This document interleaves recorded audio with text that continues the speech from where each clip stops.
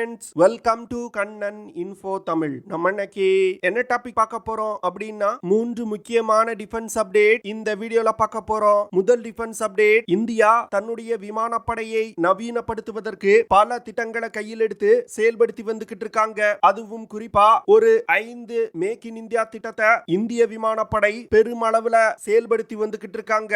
இந்திய விமானப்படை கையில் எடுத்து செயல்படுத்தி வரும் 5 மேக் இன் இந்தியா திட்டங்கள் எவை? அந்த திட்டத்தின் மூலமா இந்திய விமானப்படை எப்படி வலிமை அடையும்? எதற்காக மேக் இன் இந்தியா திட்டத்தின் கீழ் இந்த 5 ப்ராஜெக்ட்களையும் இந்திய விமானப்படை செய்றாங்க அப்படிங்கிறது குறித்து பார்க்கலாம். அடுத்த அப்டேட், இந்திய கடற்படையில P-8I மேரிடைம் பெட்ரோல் ஏர்கிராஃப்ட் அதிக அளவுல பயன்படுத்தப்பட்டு வருது. இந்த சூழ்நிலையில P-8I மேரிடைம் பெட்ரோல் ஏர்கிராஃப்ட தயாரிக்கக்கூடிய போயிங் நிறுவனம் இந்திய கடற்படைய கூடுதலா 6 விமானங்களை வாங்கி கொள்ளும்படி கோரிக்கை வச்சிருக்காங்க. ஆனா இந்திய கடற்படை இந்த 6 விமானங்களை வாங்காம காலம் தாழ்த்தி வந்துகிட்டு இருக்காங்க. இந்திய கடற்படை P-8I மேரிடைம் பெட்ரோல் ஏர்கிராஃப்ட வாங்காம காலம் தாழ்த்துவதற்கு ஒரு முக்கியமான காரணம் இருப்பதா டிஃபென்ஸ் எக்ஸ்பர்ட் சொல்றாங்க. அது என்ன காரணம்? போயிங் நிறுவனம் எதற்காக இந்தியாவுக்கு கூடுதலா 6 P-8I மேரிடைம் பெட்ரோல் ஏர்கிராஃப்ட ஆஃபர் செய்வதற்கு முன்வந்திருக்காங்க? எதற்காக இந்தியாவுக்கு அதிக எண்ணிக்கையில மேரிடைம் பெட்ரோல் ஏர்கிராஃப்ட் தேவைப்படுது அப்படிங்கிறது குறித்து பார்க்கலாம். அடுத்த அப்டேட், சமீபத்துல அஸ்த்ரா MK1 மிசைல்கள் அதிக அளவுல இந்திய விமானப்படையில் இணைக்கப்பட இருப்பதா நம்ம போன வீடியோல பார்த்தோம். இப்போ அஸ்த்ரா MK2 மிசைலோட சோதனையை இந்தியா நடத்த இருப்பதா செய்திகள் வெளிவந்திருக்கு. இந்த அஸ்த்ரா MK2 மிசைலோட சோதனை மட்டும் வெற்றிகரமா முடிக்கப்பட்டால் இந்திய விமானப்படைக்கு ஒரு கேம் சேஞ்சரா இருக்கும் அப்படின்னு டிஃபென்ஸ் எக்ஸ்பர்ட் சொல்றாங்க. அஸ்த்ரா MK2 மிசைலோட செயல்திறன் மற்றும் சிறப்பு அம்சங்கள் என்ன? இந்த மிசைல் எப்படி இந்திய விமானப்படைக்கு ஒரு கேம் சேஞ்சரா இருக்க போகுது அப்படிங்கிறது குறித்து நம்ம டீடைலா இந்த வீடியோல பார்க்கலாம். நம்ம சேனல்ல டிஃபென்ஸ் மற்றும் ஜியோபாலிட்டிக்ஸ் சம்பந்தமா தினம் ஒரு வீடியோ பப்ளிஷ் பண்ணிட்டு இருக்கோம். உங்களுக்கு நம்ம சேனல்ல பப்ளிஷ் பண்ணக்கூடிய வீடியோஸ் பிடிச்சிருந்துச்சுன்னா சேனலை சப்ஸ்கிரைப் பண்ணி சப்போர்ட் பண்ணுங்க.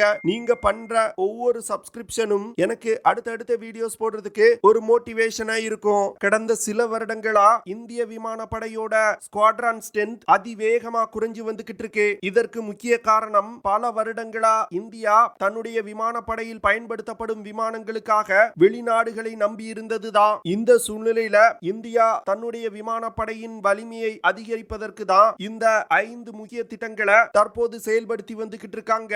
டிஃபென்ஸ் எக்யூப்மெண்ட் தயாரிப்புல செல்ஃப் ரிலையண்டா ஆவதற்கும் உள்நாட்டு ஆயுத தயாரிப்பு நிறுவனங்களுக்கு ஊக்கம் கொடுப்பதற்கும் தற்போது இந்தியா மேக் இன் இந்தியா திட்டத்தை செயல்படுத்தி வந்துகிட்டு இருக்காங்க.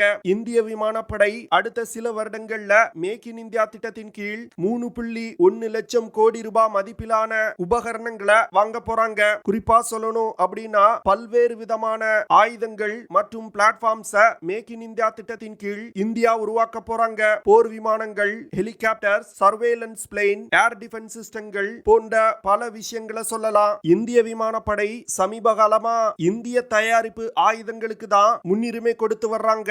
இதுல இருந்து இந்திய விமானப்படை உள்நாட்டு ஆயுதங்களுக்கும் டிஃபென்ஸ் தொழில்நுட்பத்துல தன்னிறைவை அடைவதற்கும் பெருமளவுல பங்களித்து வந்துகிட்டு இருக்காங்க. தற்போது இந்திய விமானப்படையில Mi-21 விமானங்கள் பல வருடங்களா பயன்படுத்தப்பட்டு வந்துகிட்டு இருக்கு. Mi-21 விமானங்களை வெகு சில நாடுகள் தான் பயன்படுத்தி வந்துகிட்டு இருக்காங்க. இந்த சூழ்நிலையில Mi-21 விமானங்களை ரீப்ளேஸ் செய்ய வேண்டிய கட்டாயத்துல இந்தியா இருந்தாங்க. இந்திய விமானப்படை Mi-21 விமானங்களை ரீப்ளேஸ் செய்வதற்காக தான் தேஜஸ் MK1A ஃபைட்டர் ஜெட் ப்ராஜெக்ட கையில் எடுத்திருக்காங்க. கிட்டத்தட்ட 180 தேஜஸ் MK1A விமானங்களை அடுத்த 10 வருடங்கள்ல இந்திய விமானப்படையில் இணைப்பதற்கு இந்தியா திட்டமிட்டிருக்காங்க. அதுல முதல் கட்டமா சில மாதங்களுக்கு முன்பு இந்திய விமானப்படை 83 தேஜஸ் MK1A விமானங்களை வாங்குவதற்கான ஆர்டரை HAL நிறுவனத்திற்கு கொடுத்தாங்க. இதனை தொடர்ந்து சமீபத்துல கூடுதலா 97 தேஜஸ் MK1A விமானங்களை வாங்குவதற்கான ஆர்டரை டிஃபென்ஸ் மினிஸ்ட்ரி இன்னும் கூடிய விரைவில் கிளியர் செய்வாங்க அப்படின்னு செய்திகள் வெளிவந்திருக்கு. இதனால வரும் காலத்துல Mi-21 விமானங்கள் நீக்கப்பட்டு எங்கெல்லாம் Mi-21 விமானங்கள் டிப்ளாய் செய்யப்பட்டிருந்துச்சோ அங்கெல்லாம் இந்தியாவின் உள்நாட்டு தயாரிப்பு விமானமான தேஜஸ் MK1A விமானங்கள் நிலைநிறுத்தப்படும். இந்த தேஜஸ் MK1A விமானங்களை அதிக அளவுல வாங்கி இந்திய விமானப்படையில் இணைப்பது இந்தியாவின் ஏரோஸ்பேஸ் இண்டஸ்ட்ரிக்கு ஒரு மிகப்பெரிய உத்வேகத்தை கொடுக்கும். அடுத்த திட்டம், இந்திய விமானப்படை ஏற்கனவே ஏற்கனவே இந்திய விமானப்படையில் பயன்பாட்டில் உள்ள Su-30 MKI போர் விமானங்களை அப்கிரேட் செய்ய திட்டமிட்டிருக்காங்க. கிட்டத்தட்ட 65,000 கோடி ரூபாய் செலவுல இந்த விமானங்களை அப்கிரேட் செய்ய போறாங்க. இந்திய விமானப்படையில் உள்ள Su-30 MKI போர் விமானங்கள்ல உள்நாட்டிலே தயாரிக்கப்பட்ட radar system, avionics, weapon system போன்ற பல சிஸ்டங்களை இணைக்க போறாங்க. Su-30 MKI போர் விமானங்களோட அப்கிரேட் திட்டத்தில் பயன்படுத்தப்படும் 90% காம்பனன்ட்ஸ் இந்தியாவில் உருவாக்கப்பட்டது. இந்த அப்கிரேட மட்டும் Su-30 MKI போர் விமானங்களுக்கு செஞ்சா இந்த விமானத்தோட செயல்திறன்ல மிகப்பெரிய முன்னேற்றம் ஏற்படும் அப்படின்னு டிஃபென்ஸ் எக்ஸ்பர்ட் சொல்றாங்க. அடுத்த திட்டம் இந்திய விமானப்படைக்காக ஐ-ஸ்டார் ஏர்கிராஃப்ட் அப்படிங்கிற ஒரு விமானத்தை டெவலப் செய்து வந்துகிட்டு இருக்காங்க. ஐ-ஸ்டார் அப்படிங்கிறது intelligence, surveillance, target acquisition and reconnaissance aircraft அப்படின்னு சொல்றாங்க. அதாவது இந்த ஐ-ஸ்டார் ஏர்கிராஃப்ட பயன்படுத்தி உளவு தகவல் சேகரிப்பது, ரோந்து செல்வது, ஒரு யுத்த நேரத்துல ஃபைட்டர் ஜெட் விமானங்கள்ல இருந்து லான்ச் செய்யப்படும் மிசைல்களுக்கு டார்கெட் எங்க இருக்கு அப்படிங்கிற கோஆர்டினேட்ஸை அனுப்பக்கூடிய டார்கெட் அக்விசிஷன் போன்ற பல ஆபரேஷன்களை செய்யும். இந்த விமானங்களை பல வருடங்களா வெளிநாட்டில் இருந்து வாங்கி பயன்படுத்தி வந்துகிட்டு இருக்கோம். இதை தற்போது இந்தியாவிலே தயாரிப்பதற்கு இந்த ஐ-ஸ்டார் ஏர்கிராஃப்ட் திட்டத்தை தற்போது செயல்படுத்தி வந்துகிட்டு இருக்காங்க. ஒரு யுத்த நேரத்துல இது போன்ற ஐ-ஸ்டார் ஏர்கிராஃப்ட்கள் பெருமளவுல இந்திய விமானப்படைக்கு உதவி செய்யும். அதாவது யுத்த களத்துல என்ன நடந்துகிட்டு இருக்கு, எதிரிகளின் பதில் தாக்குதலை எப்படி முறியடிக்கலாம், எந்த இடத்துல எதிரிகளை தாக்குனா அவர்களுக்கு பலத்த சேதம் ஏற்படும் அப்படிங்கிற பல விஷயங்களை இந்த ஏர்கிராஃப்டை கொண்டு இந்திய விமானப்படையால் கண்டுபிடிக்க முடியும். அடுத்த ப்ராஜெக்ட் கிட்டத்தட்ட 156 லைட் காம்பேக்ட் ஹெலிகாப்டர்களை இந்தியா வாங்க போறாங்க. இந்த 156 லைட் காம்பேக்ட் ஹெலிகாப்டர்கள் கிட்டத்தட்ட 45,000 கோடி ரூபாய் செலவுல வாங்கப்பட உள்ளது. லைட் காம்பேக்ட் ஹெலிகாப்டர்கள் இந்திய விமானப்படை மற்றும் இந்திய தரைப்படைக்காக வாங்கப்பட உள்ளது.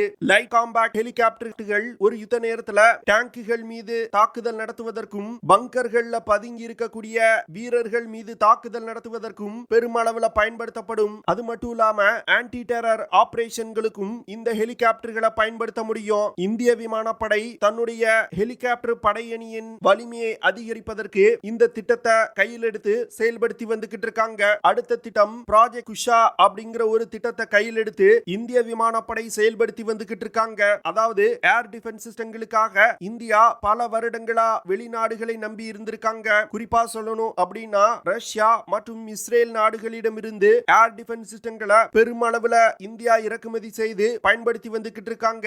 இந்த சூழ்நிலையை மாற்றுவதற்காக தான் இந்த குஷான் ப்ராஜெக்ட கையில் எடுத்திருக்காங்க.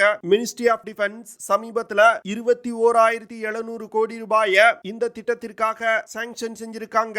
இந்த குஷா திட்டத்தின் மூலமா உருவாக்கப்படும் long range surface to air மிசைல்கள் ரஷ்யாவின் S-400 ஏர் டிஃபென்ஸ் சிஸ்டங்களுக்கு நிகரான ஒரு ஏர் டிஃபென்ஸ் சிஸ்டமா இந்தியா உருவாக்க போறாங்க. இந்த குஷா திட்டத்தின் கீழ் உருவாக்கப்படும் long range surface to air மிசைல்களை DRDO மற்றும் பல இந்திய தனியார் நிறுவனங்கள் இணைந்து உருவாக்க போறாங்க. இந்த 5 திட்டங்கள் தவிர பிரளய் டாக்டிக்கல் பாலிஸ்டிக் மிசைல்களை அதிக அளவுல தயாரித்து எல்லையில் டிப்ளாய் செய்வது, C-295 டிரான்ஸ்போர்ட் ஏர்கிராப்ட்களை உள்நாட்டிலே தயாரித்து படையில் இணைப்பது, HTT-40 பேசிக் ட்ரெய்னர் ஏர்கிராப்ட்களை படையில் இணைப்பது போன்ற பல திட்டங்களை இந்திய விமானப்படை செயல்படுத்தி வந்துகிட்டு இருக்காங்க. இந்த திட்டங்கள் மட்டும் வெற்றிகரமா செயல்படுத்தப்பட்டால் இந்திய விமானப்படையின் வலிமை பல மடங்கு அதிகரிக்கும். அது மட்டும் இல்லாம இந்தியன் டிஃபென்ஸ் செக்டார் பெருமளவுல வளர்ச்சி அடையும். அடுத்த அப்டேட், இந்திய கடற்படையில கிட்டத்தட்ட 12 P-8I மேரிடைம் பெட்ரோல் ஏர்கிராப்ட் பயன்படுத்தப்பட்டு வருது. அதுவும் குறிப்பா சென்னைக்கு அருகில் இருக்கக்கூடிய INS ராஜாளி கடற்படை தளத்தில் இருந்து அதிக அளவிலான P-8I மேரிடைம் பெட்ரோல் ஏர்கிராப்ட்கள் இயக்கப்பட்டு வருது. இந்த ஏர்கிராப்ட்களை பயன்படுத்தி இந்திய பெருங்கடல் முழுவதையும் இந்தியா கண்காணிக்கிறாங்க. சீன நீர்மூழ்கி கப்பல்கள் மற்றும் போர் கப்பல்களோட நடமாட்டத்தை கண்காணிப்பதுல இந்த P-8I மேரிடைம் பெட்ரோல் ஏர்கிராப்ட் பெருமளவுல இந்தியாவுக்கு உதவி செஞ்சிருக்கு. அது மட்டும் இல்லாம லைன் ஆஃப் ஆக்சுவல் கண்ட்ரோல் பகுதியில பிரச்சனை ஏற்பட்ட பொழுது சீனா தன்னுடைய எல்லை பகுதியில என்ன மாதிரியான வேலைகளை செஞ்சு வந்துகிட்டு இருக்காங்க அப்படிங்கறத கண்காணிப்பதற்கு இந்த P-8I மேரிடைம் பெட்ரோல் ஏர்கிராப்ட லைன் ஆஃப் ஆக்சுவல் கண்ட்ரோல் பகுதிக்கு அனுப்புனாங்க. இந்த விமானங்களை பயன்படுத்தி கடல் மற்றும் தரையில் இருக்கக்கூடிய விஷயங்களை கண்காணிக்க முடியும். தற்போது இந்திய பெருங்கடல் பகுதியில சீனா தன்னுடைய ஆதிக்கத்தை கொண்டு வருவதற்கு முயற்சி செய்து வந்துகிட்டு இருக்காங்க. அதனால வரும் காலத்துல இந்திய இந்திய கடற்படைக்கு கிட்டத்தட்ட 24 மேரிடைம் பெட்ரோல் ஏர்கிராப்டுகள் தேவைப்படும் அப்படின்னு டிஃபென்ஸ் எக்ஸ்பர்ட் சொல்றாங்க. இந்த P-8I மேரிடைம் பெட்ரோல் ஏர்கிராப்ட அமெரிக்காவின் போயிங் நிறுவனத்திடமிருந்து இந்திய கடற்படை வாங்கியிருக்காங்க. இந்த சூழ்நிலையில போயிங் நிறுவனம் 6 P-8I மேரிடைம் பெட்ரோல் ஏர்கிராப்டுகளை ஃபாலோ அப் ஆர்டரா வாங்கும்படி கோரிக்கை வச்சிருக்காங்க. ஆனா இந்தியா இந்த 6 P-8I விமானங்களை வாங்காம காலம் தாழ்த்தி வந்துகிட்டு இருக்காங்க. இதற்கு முக்கிய காரணம் DRDO இந்த மேரிடைம் பெட்ரோல் ஏர்கிராப்டுகளை இந்தியாவிலே உருவாக்கலாம் அப்படின்னு ஒரு திட்டத்தை முன் வச்சிருக்காங்க. DRDO MMA அப்படிங்கிற ஒரு திட்டத்தை முன்வைக்கிறாங்க. அதாவது மல்டி மோட் மேரிடைம் ஏர்கிராப்ட் அப்படிங்கிற ஒரு திட்டத்தை DRDO நிறுவனத்தின் சென்டர் ஃபார் ஏர்பார்ன் சிஸ்டம் அப்படிங்கிற நிறுவனம் முன்வைக்கிறாங்க. இந்த திட்டத்தின் மூலமா ஏர்பஸ் நிறுவனத்தால் தயாரிக்கப்பட்ட C-295 டிரான்ஸ்போர்ட் ஏர்கிராப்டுகளை ஒரு மேரிடைம் பெட்ரோல் ஏர்கிராப்டா மாற்றுவதற்கு DRDO திட்டமிட்டிருக்காங்க. அதாவது இந்த P-8I மேரிடைம் பெட்ரோல் ஏர்கிராப்டோட விலை மிகவும் அதிகம். அதனால அதை விட பாதி விலையில தங்களால் ஒரு மேரிடைம் பெட்ரோல் ஏர்கிராப்டை உருவாக்க முடியும் அப்படின்னு DRDO சொல்றாங்க. அது மட்டும் இல்லாம தாங்கள் உருவாக்கக்கூடிய மேரிடைம் பெட்ரோல் ஏர்கிராப்ட் அமெரிக்காவின் P-8I மேரிடைம் பெட்ரோல் ஏர்கிராப்டோட செயல்திறனுக்கு நிகரா இருக்கும் அப்படின்னு அவங்க சொல்றாங்க. DRDO C-295 விமானங்கள் தவிர பெரிய டிரான்ஸ்போர்ட் விமானங்களையும் தங்களால ஒரு மேரிடைம் பெட்ரோல் ஏர்கிராப்டா மாற்ற முடியும் அப்படின்னு சொல்றாங்க. DRDO உருவாக்க உள்ள மேரிடைம் பெட்ரோல் ஏர்கிராப்ட்ல பல அதிநவீன தொழில்நுட்பங்கள் பயன்படுத்தப்பட உள்ளது. குறிப்பா கட்டிங் எட்ஜ் தொழில்நுட்பம் கொண்ட சென்சார்கள் இந்த விமானத்தில் இணைக்கப்பட உள்ளது. உள்நாட்டிலே தயாரிக்கப்பட்ட ஒரு active electronically scanned array radar system இந்த விமானத்தில் இணைக்கப்பட உள்ளது. இந்த விமானத்தில் இணைக்கப்பட உள்ள active electronically scanned array radar air to sea மற்றும் ஏர் டு சர்ஃபேஸ் மோட்ல இயங்கும் வகையில உருவாக்கப்பட்டிருக்கு. இந்த ஆக்டிவ் எலக்ட்ரானிக்கலி ஸ்கேண்டரே ரடார் சிஸ்டத்தை Embraer EMB-145 Netra airborne early warning control சிஸ்டத்தை உருவாக்க பயன்படுத்தப்பட்ட தொழில்நுட்பங்களை கொண்டு உருவாக்கி இருக்காங்க. DRDO உள்நாட்டிலே ஒரு மேரிடைம் பெட்ரோல் ஏர்கிராப்டை உருவாக்க முயற்சி செய்து வருவதனால தான் இந்திய கடற்படை கூடுதலா 6 P-8I விமானங்களை வாங்குவதற்கான வேலைகளை நிறுத்தி வச்சிருக்காங்க.